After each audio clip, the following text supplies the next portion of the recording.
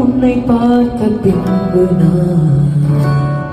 நானாக இல்லையே. என்ன இங்கே இத்தனை அடுப்பு இருக்கு? நம்ம பழைய வீட்டிலலாம் ரெண்டே ரெண்டு அடுப்பு தானே. ஓ மை காட், ரொம்ப நாளாக கிச்சனுக்கு வராமல் ஒன்றுமே தெரியலையே. அடியே பூமி, என்ன பண்ணிக்கிட்டு இருக்க? ஹி ஹி ஹி, சும்மா இந்த அடுப்புலாம் க்ளீனாக இருக்கான்னு பார்த்தம்மா. நான் சமைக்க போகிறோம்ல. ஆமாம், அப்படியே இந்த மசால் பொடியெல்லாம் கொஞ்சம் எடுத்து தருங்களேன் ப்ளீஸ். அப்போது சமைக்கணும்னு ஒரு முடிவோடு தான் இருக்கியா? Yes of course mummy. ஏன் இந்த திடீர் மாற்றம்? சும்மா போர் அடிக்குது, அதான் ஒரு ஃபன் பண்ணலாம்னு. அப்போ நீ சமைக்க வரல, சும்மா வளன்னு பேசிக்கிட்டு இருக்காதீங்க. இடத்த காலி பண்ணுங்க சீக்கிரம். ஒன்றை நம்பிலாம் என் கிச்சனை தனியாக விட்டுட்டு போக முடியாது. அம்மாலாம் இருக்கட்டும், நேற்றுக்கு ஆஃபீஸ் போனியே, லஞ்ச் பாக்ஸை வெளியே எடுத்து போட்டியா? ஐயோ மறந்துட்டேன். ப்ளீஸ்மா எடுத்து கழுவ போட்டுருங்க please.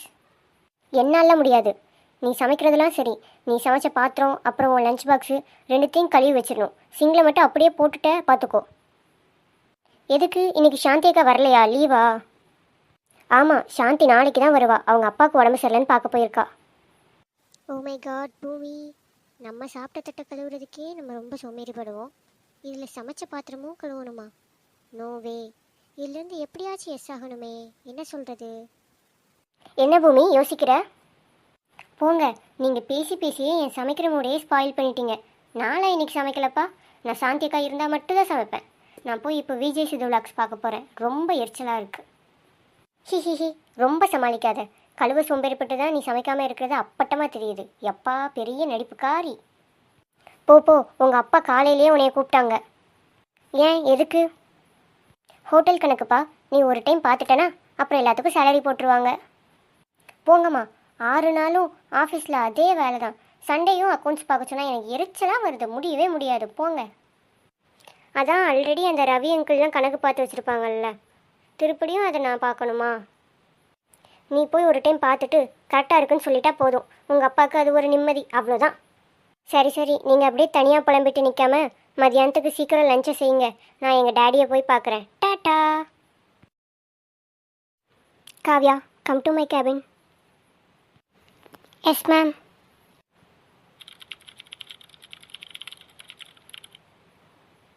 May come in ma'am. Kavya, Salim sir finalise பண்ண ப்ராஜெக்ட்லாம் கொண்டு வாங்க. மேம், சலீம் சார் 2 வீக்ஸாக மெடிக்கல் லீவ். ஸோ ப்ராஜெக்ட் எல்லாம் அந்தந்த டீம் கிட்ட தான் இருக்குது. ஓகே, தென் எல்லா டீமோட ப்ராஜெக்டையும் கலெக்ட் பண்ணி கொண்டு வாங்க. நானே ஃபைனலைஸ் பண்ணிடுறேன். Okay ma'am. வித்தின் 10 மினிட்ஸில் ஃபைல்ஸ் எல்லாம் என்னோடய டேபிளுக்கு வந்திருக்கணும். You can leave now. Thank you ma'am. என்னாச்சு மேம்? என்ன சொன்னாங்க? ஐயோ ஸ்ரீ, எல்லா டீம்கிட்ட இருந்து ப்ராஜெக்டை வாங்கிட்டு வர சொல்லியிருக்காங்க பே. போடு, அமர் சார் வாங்க வேண்டிய திட்டெல்லாம் இன்னைக்கு நீ தான் வாங்க போற பாரு. போபே, நீ வேற. அவங்க கேபினுக்கு போகிறதுக்கே எனக்கு அவ்வளோ பயமாக இருக்குது. ஏன் இந்த சலீம் சார்லாம் 2 வாரம் மெடிக்கல் லீவ் எடுத்து வீட்டில் இருக்காங்க? சை, அவர் தான் லீவ் எடுக்காங்கன்னு பார்த்தா இப்போ அமர் சாரும் லீவ் எடுத்துட்டாங்க. காவ்யா, அமர் சாருக்கு இன்னைக்கு காலையில் ஏதோ ஆக்சிடென்ட் ஆயிடுச்சாம்.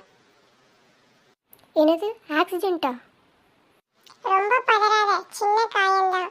உங்கள் சாருக்கு ஒன்றும் ஆகலை. ஐயோ, இப்போவே 5 மினிட்ஸ் ஆகிடுச்சு. உன்கிட்ட இப்படியே பேசிக்கிட்டு இருந்தால் மேம்கிட்ட இப்போ நான் போய் திட்டு தான் வாங்கணும். காவ்யா, இரு, நானே போய் எல்லா ப்ராஜெக்டும் வாங்கிட்டு வந்துடுறேன். அப்புறம் நீ போய் பொறுமையாக திட்டுவாங்க. இப்போ கொஞ்ச நேரம் ரெஸ்ட் எடு, ஓகேவா? இருடி, நீ இப்படியே பேசிக்கிட்டு இரு. ஒரு நாள் மேம்கிட்ட நீ சிக்காமையா போயிடுவ. அவளை அப்போ இருக்கு. தேங்க்யூ. இந்தா மச்சி, ஃபைல்ஸ் எல்லாம் வாங்கியாச்சு. வெற்றியோட திட்டு வாங்கிட்டு வாமா. இந்த வாய்க்கெல்லாம் நீ எல்லாம் உருப்பிடவே மாட்டவ.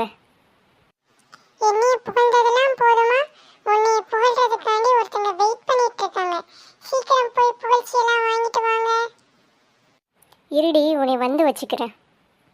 Ma'am, project file. காவ்யா, வச்சுட்டு போங்க, நான் பார்த்துட்டு கூப்பிடுறேன்.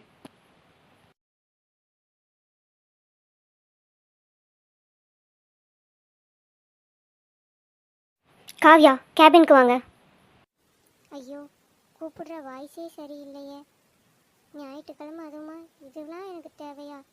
எங்கள் அப்பா அன்னைக்கே சொன்னாங்க இந்த கம்பெனிக்கெலாம் போக வேண்டாம் வீட்டிலேயே இருன்னு. கேட்டா விதி. இதில் எந்த ப்ராஜெக்ட்டுமே ஓகேவா கூட இல்லை. இதில் எப்படி பெஸ்ட்டு செலக்ட் பண்ணுவாங்க சலீம் சார்?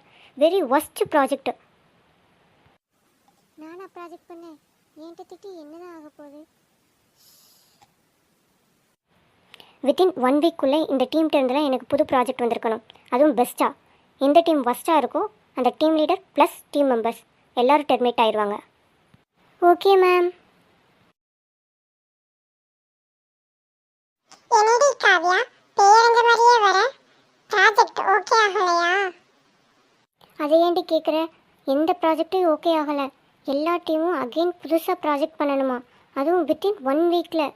எந்த டீம் ப்ராஜெக்ட் ஒஸ்ட்டாக இருக்கோ டீமோட டெர்மினேட் பண்ணிடுவாங்களாம்ப. சரி விடு விடு, நீ என்ன டீம்லயா இருக்க, உன்னை டெர்மினேட் பண்ணிடுவாங்கன்னு சொல்லி பயப்படுறதுக்கு? நீதான் சலீம் சாரோட அசிஸ்டன்ட் ஆச்சே. சலீம் சாருக்கு அசிஸ்டண்ட்டாக இருக்கிறத விட அமர் சாருக்கு அசிஸ்டண்ட்டாக இருந்தால் ரொம்ப ஜாலியாக இருக்கும்ல. எனக்கு என்னமோ வேற ஏதோ தோணுது காவ்யா. நீயே பார்த்திருக்கியா, சலீம் சார் கொண்டு போற ப்ராஜெக்ட் கூட நிறைய டைம் ரிஜெக்ட் ஆயிருக்கு. ஆனா அமர் சார் என்ன ப்ராஜெக்ட் கொண்டு போனாலும் மேடம்க்கு பிடிச்சிருக்கு. எனக்கு என்னமோ அமர் சாருக்கும் மேடம்க்கும் ஏதோ ஒரு கனெக்ஷன் இருக்கும்னு நினைக்கிறேன். உன் நினப்பில் தீய வைக்க. நம்மளை விட அமர் சார் தான் மேம்கிட்ட அதிகமாக திட்டு வாங்கியிருக்காரு, அதுவும் நம்ம முன்னாடியே திட்டு வாங்கியிருக்காரு. இதில் அவருக்கும் மேம்க்கும் கனெக்ஷனா? இப்படி தான் உன்னால் இப்படி யோசிக்க முடியுது ஸ்ரீ. அவரவர் வாழ்வினில் ஆயிரம் ஆயிரம் அர்த்தங்கள், அது ஒரு கலாகாலம். இதுக்கு மேலே நீ வாயை திறந்த உனக்கு இருக்கு.